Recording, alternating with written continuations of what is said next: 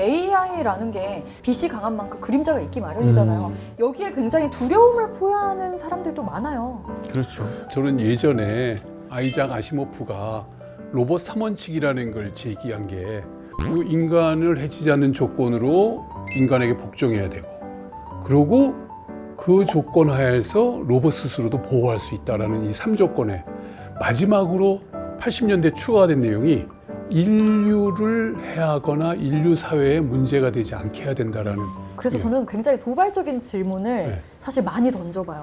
너도 번식하고 싶니?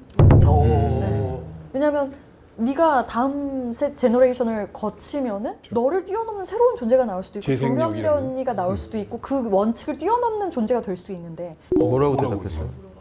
결국은 하고 싶다고 하더라고요. 오. 그래서 근데 문제는 이게 경쟁이라고 하는 체제, 그러니까 강대국들이 경쟁하고 이것들을 선점해야 되겠다는 욕망들이 있기 때문에 브레이크를 걸기가 굉장히 어려울 그렇죠. 거예요. 아까 말씀하셨던 빛과 그림자에서 빛으로 가기 위해서는 인간의, 그러니까 우리 인류가 제도를 정하고 그리고 그것을 이렇게 멈출 수 있을 때 멈춰야 되는데, 욕망이 우리의 이성을 앞서보게 되면 경쟁이라고 하는 이 체제 안에서 나중에 결국 우리는 지배당할 수도 있다. 이제 AI가 급속도로 발전을 하고 있는데 이제 AI도 약간 이렇게 나눌 수가 있더라고요. 소프트웨어적인 AI와 하드웨어적인 AI. 우리가 일반적으로 사용할 때는 소프트한 AI를 많이 쓴다고 볼 수 있고요. 챗GPT나 뭐 제미나이 같은 경우는 다 이제 소프트한 하나의 어플리케이션으로서 사용이 많이 되고 있고요. 이제 물리적인 하드웨어를 갖게 된다. 네. 청소기. 이제 뭐 정말 이모님. 그렇죠. 3대 이모님, 네, 3대 이모님 중 없으면 하나죠. 안 돼. 네. 아무튼 그런 것처럼 로봇 청소기처럼 이 하드웨어를 가진 이 인공지능들이 점점점 세력을 넓히고 있다라는 게 최근의 트렌드입니다.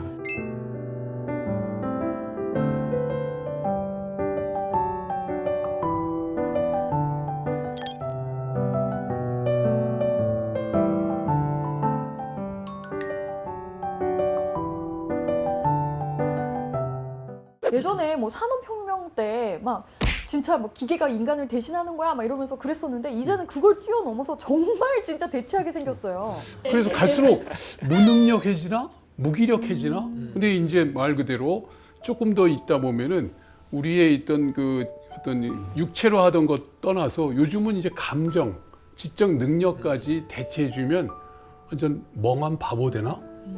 사실 네. 그런 걱정도 돼요. 근데 이제 그걸 이제 연결을 해가지고 말씀을 드리면 이게 피지컬 AI라고 로봇을 이야기를 하잖아요. 로봇이나 그러니까 피지컬 AI가 모든 걸 대체했을 때 인간은 무엇을 할 것인가? 그런데 역사적으로 우리가 이런 경험이 있나? 없죠. 있다라고 구분을 하시더라고요. 있다고? 네, 뭐 언제냐면 로마 제국 시절에. 네, 1000만 명의 노예를 유럽에서 다 데리고 와서 로마 시민들은 할 일이 없었다는 거예요. 맞습니다. 그래서 로마의 그 콜로세움이나 이런 것들 유적들을 보게 되면 5만 명이 들어가가지고 엔터테이닝을 하는 장소이다.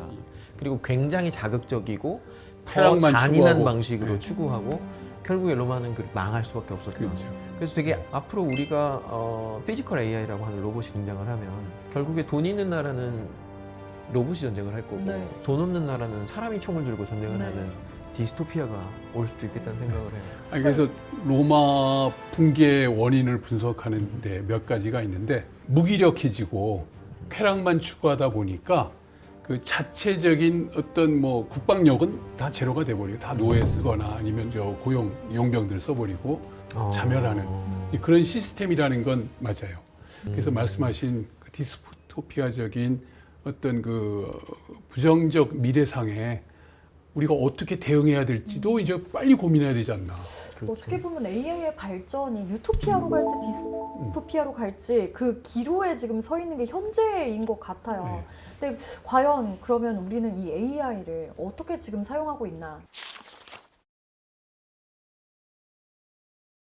하기 전에 어찌 보면 지금 AI가 그러니까 피지컬 AI가 사용이 돼서 전쟁이 벌어졌잖아요. 뭐 우크라이나 쪽에서 전쟁이 벌어졌고 거기서 어떻게 쓰여졌는가, 그리고 국가 간의 힘의 균형들이 첨단 기술이 들어오면서 어떻게 바뀌는가를 좀 보게 되면 소프트웨어적인 AI와 하드웨어 AI가 결합체가 이번에 우크라이나가 사용했던 드론 공격이었던 것 같아요.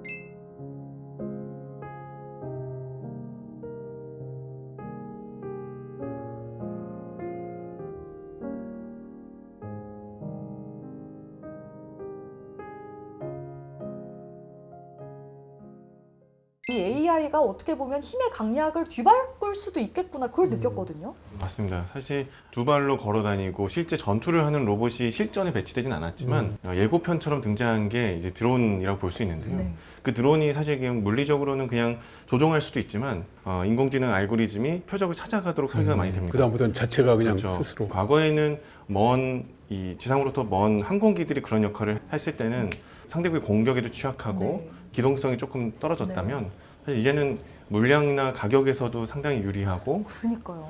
이 하나하나의 자원들을 습격하기에 굉장히 유리해진 상황이라고 볼 수 있죠. 딱 비교를 해보면 옛날에는 그 조종사도 양성해야 돼, 그렇죠. 커다란 그 비행기 전투기도 만들어야 돼, 뭐 활주로도 있어야 돼, 막 비용 어마어마하게 들었잖아요. 이번에 우크라이나에서 많이 사용한 게 한 60만 원 정도 상당 예산으로 산 드론이라고 알고 있는데요. 탱크도 잡고. 탱크들을 잡고 예, 상대의 전략 자원을 공격했는데 사실 그때 사용됐던 이 AI 소프트웨어를 만든 회사가 이제 미국 회사가 만들게 됩니다.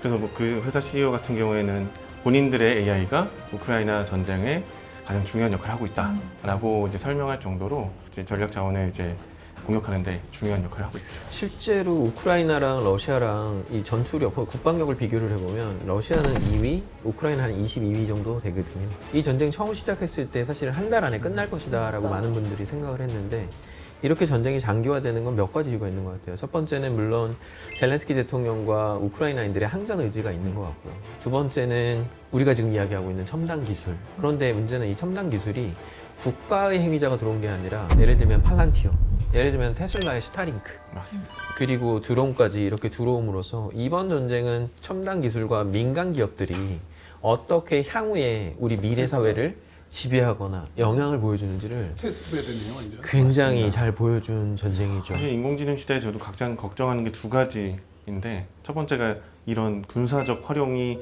어떻게 이루어지고 그걸 어떻게 조절할 것인가. 근데 또 두 번째가 부의 불평등 문제가 상당히 맞아요. 심화될 가능성이 높거든요. 결국 뭐 테슬라나 오픈 AI 몇 군데 회사가 거의 독점할 수밖에 없는 세상이 이뤄질 겁니다. 그래서 그 부분을 어떻게 해소해 나갈 것이냐 이것도 우리에겐 숙제라고 볼 수 있겠습니다. 그리고 또 지금 한반도에서 AI가 어떤 위치가 있는지 이것도 꼭 짚어봐야 될 것 같아요. 이렇게 지금 AI 전쟁이 심화되고 있는데 우리 한반도, 남한과 북한은 어떻게 지금 하고 있나요?